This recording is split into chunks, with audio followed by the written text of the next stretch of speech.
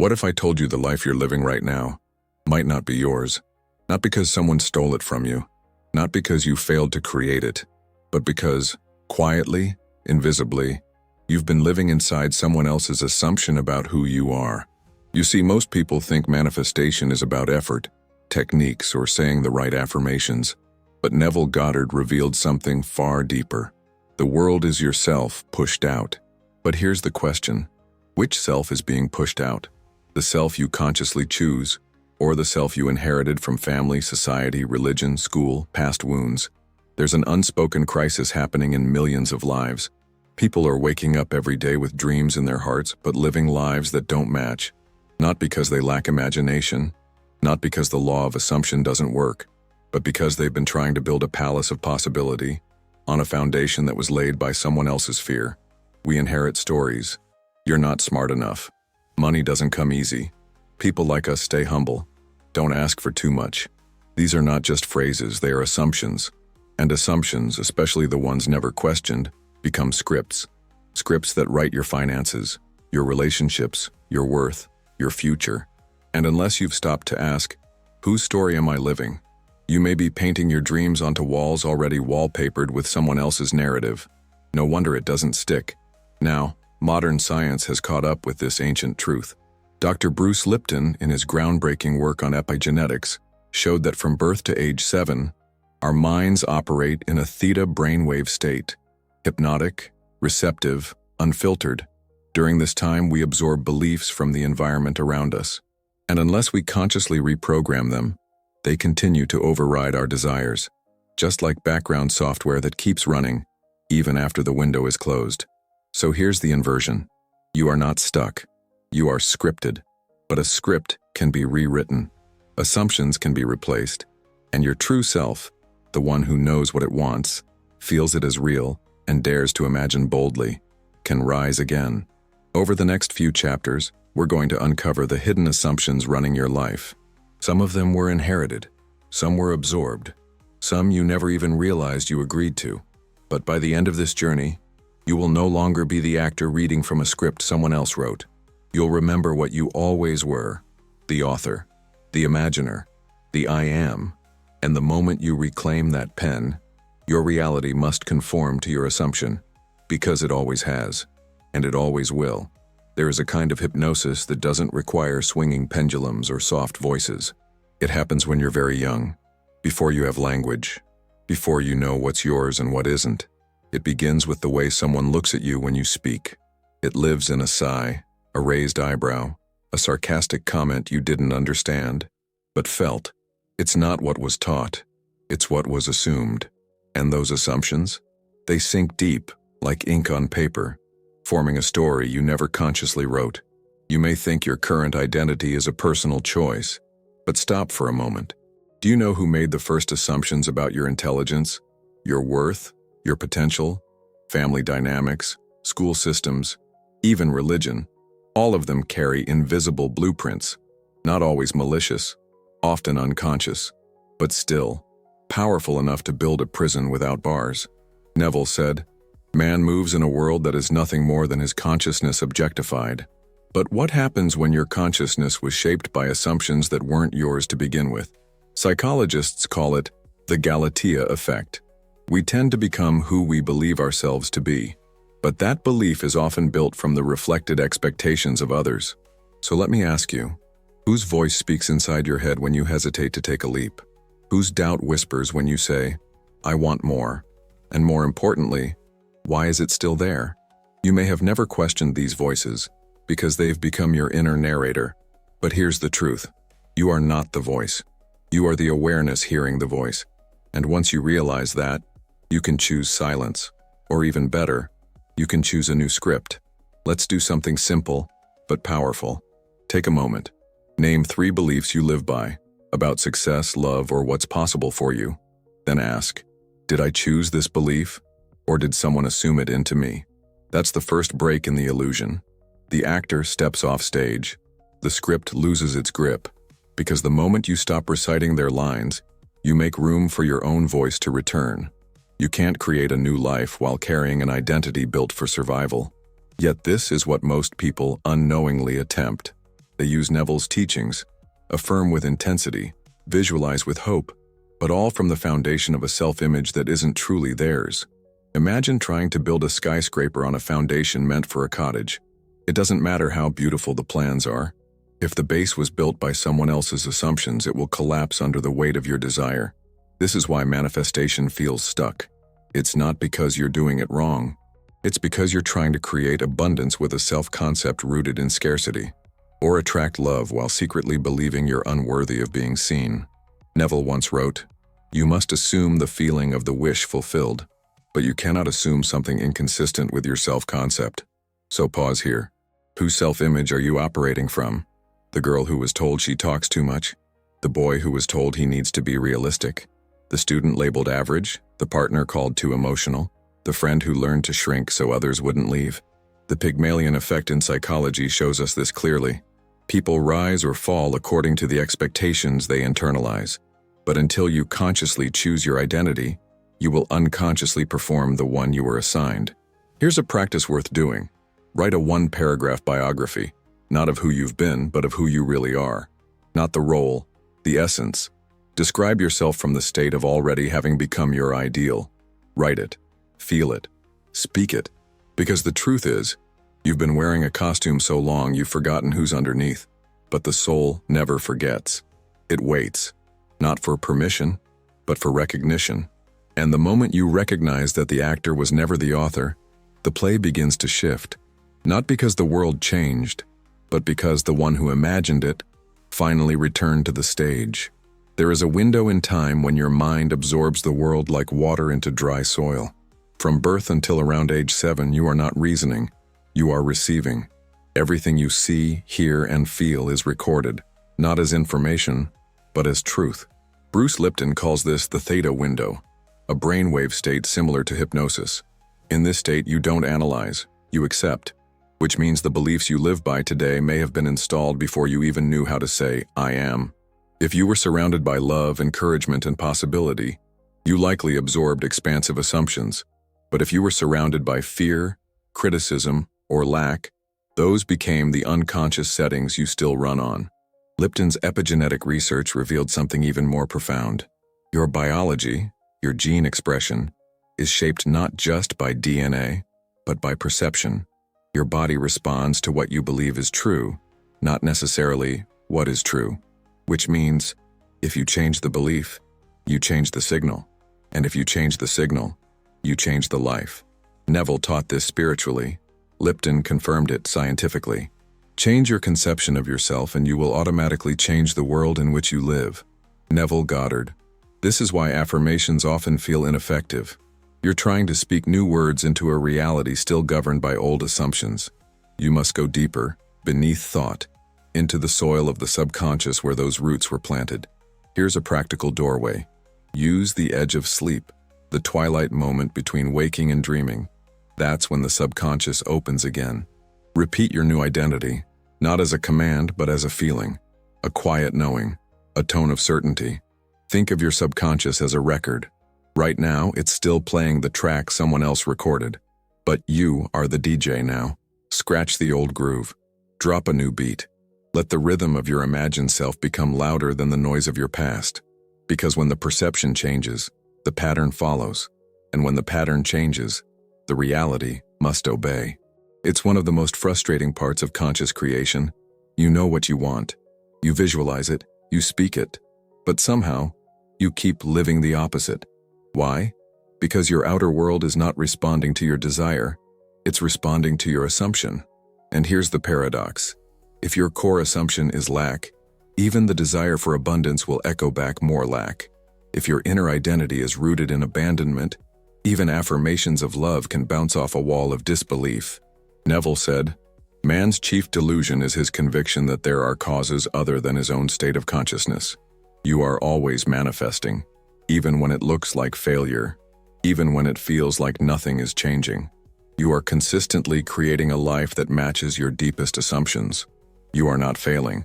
You are succeeding at being who you unconsciously believe you are. That belief might have been installed years ago. It may no longer serve you, but it is still being honored by the law because the law is impersonal. It reflects without judgment the state you dwell in most. Here's how to flip the script. Start tracking the evidence of your life in reverse. Not to confirm your fear, but to locate the assumption behind the pattern. Are your relationships always distant? What does that say about your belief in being wanted? Do opportunities always vanish at the last moment? What assumption might be running beneath your confidence? This is what I call the reverse evidence loop. Don't just look at what's happening. Ask what assumption it's reflecting. Because the universe isn't punishing you, it's mirroring you. And the moment you change the state you dwell in, the mirror must reflect something new. You're not stuck. You're just on autopilot. And once you wake up to the pattern, you become the pattern breaker. Not by force, but by assumption. Before we move on, pause for just a moment. If any part of you is realizing that your current reality might be running on someone else's belief, check the pinned comment. I left something there that speaks directly to this hidden script you've been carrying. It's not more information. It's a mirror. If you're ready to see what assumption you've unknowingly been loyal to, go take a look. Then come right back, because what's coming next may shift everything. Several years ago, I worked with a woman who had everything: intelligence, strategy, training. But despite her efforts, her coaching business kept plateauing. She was doing the right things, but the results stayed small, quiet, hidden. When we traced her emotional blueprint, something revealed itself. She had inherited a silent assumption from her mother: be humble, don't shine too much. Not spoken in cruelty, but in fear. Her mother had learned that standing out invited criticism, jealousy, or loss. So she passed down a quieter survival strategy: stay invisible to stay safe. Without realizing it, the coach had internalized this. She wasn't just building a business, she was wrestling with an inherited identity contract. If I grow too big, I will lose love. If I make too much, I'll be judged. If I shine, I'll be unsafe. She had the right skills, but the wrong script. Neville would say, dare to believe in the reality of your assumption and watch the world play its part relative to its fulfillment. So she did something bold. She wrote a new I am script, not about clients or marketing, but about identity. She wrote, I am safe in my success. I shine without apology. I carry no one's fear but my own, and I've decided to release it. Every day she read that aloud with feeling, not as a wish but as a claim, not to force the world but to recondition her inner self. Within 90 days, her business tripled, not because of new strategies, but because she had finally aligned with a self-image free from her mother's limitations. This is the power of conscious authorship. You don't need to destroy your past. You just need to stop obeying it. She didn't abandon her mother's love. She simply stopped dimming her light to fit into her mother's shadow. And the moment she did, the world responded not to who she had been, but to who she had finally decided to be. There's a kind of sabotage that wears the mask of love. It's not loud, not obvious. In fact, it often disguises itself as virtue, humility, respect, loyalty. But underneath it, something else is at work. A quiet agreement made long ago. I will not outgrow the people who raised me. If you've ever felt guilty for wanting more wealth, more ease, more joy, it's likely you're carrying this hidden pattern. And if your manifestations continually stall just before breakthrough, despite doing everything right, this may be the real block. It's not that you doubt the law, it's that you're afraid your success will create separation, that shining too brightly will be seen as betrayal, that stepping fully into your abundance will somehow dishonor the struggles of your parents, your community, your lineage. This isn't conscious. It's deeply emotional, wired into the identity you formed as a child. Psychologically, we call this the family contract. Emotionally, it feels like, if I rise too high, I'll leave them behind. Or even worse, if I become someone they don't recognize, will they still love me? Neville never used the language of psychology, but he spoke directly to this condition when he said, change your conception of yourself and you will automatically change the world in which you live. But what if your conception of self is rooted in loyalty to the past? This is where people get stuck. They desire a new life, but they fear what it might cost them in belonging. There's something sacred about family, and that's why this is so powerful and so misunderstood. When you were young, perhaps you watched your parents work tirelessly, never ask for too much, settle for what was offered. You saw them cope with disappointment, make ends meet, suppress their own dreams, and you loved them. So, without realizing it, you formed a loyalty oath. I won't go further than you. I'll carry your limits as a way to stay close. But here's the truth most never hear. You do not honor your lineage by repeating its wounds. You honor it by healing them, by expanding beyond what was possible for them, by becoming what they once prayed for, even if they never said the words out loud. Love does not require stagnation. It calls for evolution, and evolution can be graceful. That's where the legacy upgrade letter becomes transformational. You write to your past, not with blame, but with reverence. You acknowledge what was given, what was endured, what was survived, and then you declare, because of your sacrifices, I now give myself permission to rise. I do not rise away from you. I rise because of you. It's not about abandonment. It's about ascension. When you expand, you break ceilings that were once walls. You create new templates of freedom, not just for yourself, but for those who will come after. And sometimes, for those who came before, because your healing reaches backward too. So let this be the new oath. I am loyal to love, not to limitation. I carry your strength, not your fear. The house you came from built you, but it does not confine you. You were never meant to stay in that one room. You were meant to take those tools and build something far larger, something that reflects not just where you came from, but where you're going. There's a hidden addiction most people never suspect.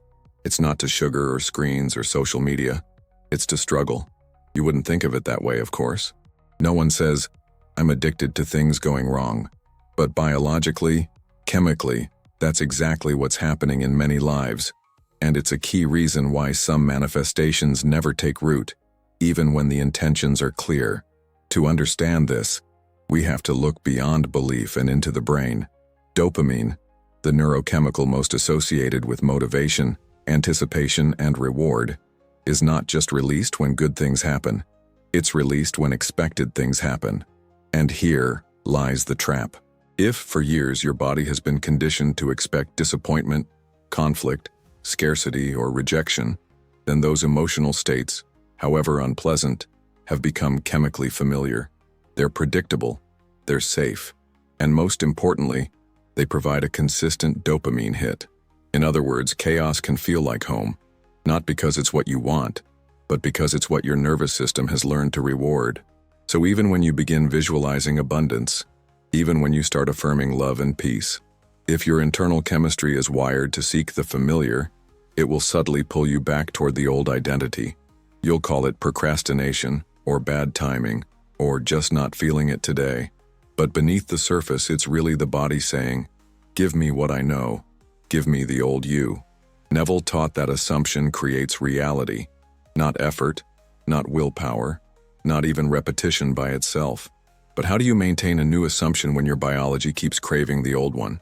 You must interrupt the loop, and that begins by understanding that comfort is not always your ally. Familiarity is not always safety. Sometimes it's the velvet rope keeping you out of your own transformation. This is why a period of discomfort often precedes real change. It's not because the universe is testing you. It's because your nervous system is recalibrating, learning that ease, wealth, and visibility are no longer threats, but new normals. One of the most powerful ways to break this loop is a short-term dopamine reset. Not by depriving yourself, but by disrupting the pattern. 7 days of stepping toward what feels unfamiliar, taking small actions that challenge the comfort of old assumptions. Send the message, I am no longer available for the reward of struggle. Because here's the shift.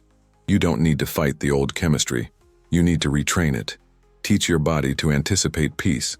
Let it associate safety with expansion. Let joy become the new fix. When you do this, your inner state becomes a magnet for the life you desire. Not once, not occasionally, but consistently. And the subconscious no longer whispers, this isn't safe, because it's now been taught. This is who I am. Not a person addicted to the reruns, but the author of an entirely new season. Every human being is born with a mirror in front of them. Not a physical one, but a social mirror. A reflection formed by glances, tones, reactions, expectations. From your earliest years, the people around you reflected something back to you. Sometimes it was warmth and encouragement. You're smart, you're creative, you're strong. Other times, often without meaning harm, They mirrored fear. Don't be too loud. Don't show off. Don't dream too big. And over time, you began to form your self-image not from direct self-experience, but from these reflections. This is not weakness. This is biology. Your brain, from infancy, is wired for imitation and survival. Enter the mirror neurons, those elegant nerve cells designed to help you learn by mimicking the emotional and behavioral cues of others. They helped you walk, speak, read emotion, feel empathy, but they also made you vulnerable to the emotional climate of the people closest to you. If you were surrounded by love, you likely internalized a sense of being wanted. If you were surrounded by anxiety, criticism, or neglect, you may have internalized the message, "Something's wrong with me," or "I have to earn love by not disturbing the peace." And here's where the social mirror becomes more than just a reflection. It becomes a cage. Because you don't stop looking in that mirror just because you grow up. You continue checking it subconsciously through relationships, work, social media, conversations. You look for approval, for signs that you're accepted, safe, respected. You adjust yourself accordingly. You silence ideas that might seem strange. You downplay your gifts when others feel threatened. You pretend not to want more, because wanting more might provoke rejection. And all the while, your true self stands just outside the frame, waiting to be invited back in. Neville Goddard wrote, "Do not accept the suggestion of others unless it is desirable. The choice is always yours." But how many suggestions have shaped your life without your conscious consent? How many assumptions about who you are, what you're worth, or what's possible for you came from someone else's reflection, not your own truth? Ask yourself honestly, have you ever stayed quiet so others wouldn't feel uncomfortable? Have you ever downplayed your desires in order to fit in? Have you ever ignored your intuition because someone else thought it was unrealistic? These are not random moments. They are patterns, and the longer they persist, the more real they feel, until eventually you mistake the mask for your face. The danger of the social mirror is not just in the judgment of others. It's in the way we internalize that judgment and begin to act it out ourselves. We become our own jailers. We restrict what we say, create, pursue, not because someone told us no, but because we expect their disapproval and rehearse it in advance. This is not fear of failure. This is fear of abandonment, of not belonging, of being seen as too different, too ambitious, too sensitive, too much. And here lies one of the great paradoxes of manifestation. You cannot fully step into a new reality while anchoring your identity in the approval of others. You cannot align with abundance while seeking permission to want it. You cannot become your imagined self while editing your expression to match someone else's comfort zone. This is why even the most sincere spiritual work sometimes yields shallow results. The technique may be correct, but the self-applying it is still tethered to the social mirror, still trying to become something more without making others uncomfortable. But manifestation is not polite. It is not here to protect your image. It is here to reflect your state. And that state must be authentic if it is to be powerful. So what do? You stop looking outward for permission. You create a sacred distance between who you are becoming and the people who reflect who you were. This isn't cruelty. This is clarity. There's a practice called the mirror break. You take 3 days, just 3, and remove every source of external validation you can. No social media. No asking for advice. No checking reactions. No subtle scans of facial expressions to measure how you're being received. You spend those days tuning only to the internal mirror, the still, quiet awareness that existed before anyone taught you who to be. And in that silence, something extraordinary begins to happen. You begin to hear yourself. You begin to feel what you actually believe. Free from the noise of expectation, you begin to act not from reaction but from revelation. And from that place, manifestation becomes magnetic. Not because you're trying harder, but because you are radiating coherence. The state and the self are in harmony. There is no distortion, no apology, no mimicry, just truth.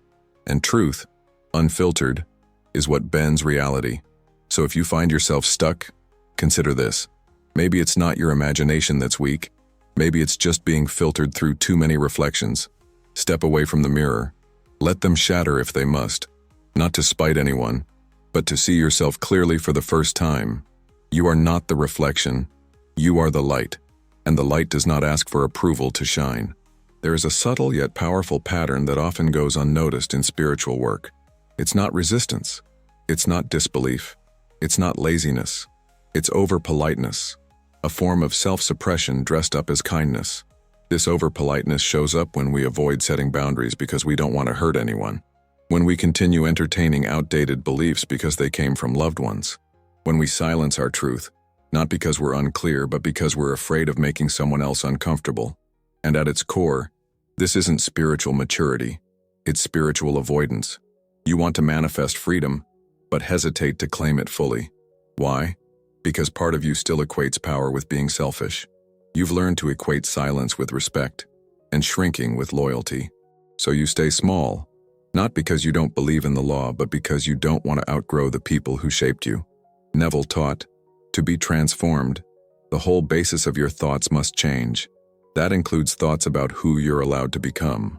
If your internal narrative still includes, don't get too big, or they won't understand, then your transformation will always have a ceiling, one made of politeness. Here's the irony. True compassion does not require self-betrayal. You can love someone deeply and still release the belief system they handed you. You can honor your past without replicating it. But many people confuse resistance with betrayal. They believe saying no to an inherited identity means rejecting the person who passed it on. It doesn't. It means you're choosing truth over performance. The cost of spiritual over-politeness is fragmentation. You become one version of yourself in solitude, and another in social space. You live in tension, manifesting in pieces because you're not showing up whole. The shift begins with a simple reframe.